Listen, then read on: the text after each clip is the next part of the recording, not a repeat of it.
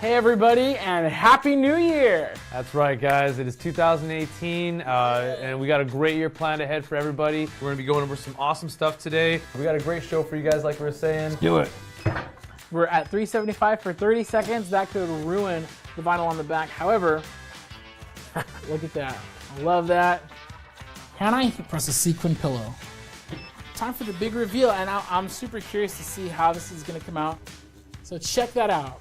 There's so many awesome things that you can do with a heat press. And you know, put some love and effort, you know. Things that are made with love, you know, they taste better, they feel better, they fit better. Let's do something fun. You ready? I'm born ready for fun. All right, let's do this. Yeah. We're using a sugar cookie mix. I really have no idea how this is gonna come out. So our cookie has continued No, to... it's ruined. We're gonna make do with what we got today. Yep. Oh, do you hear that?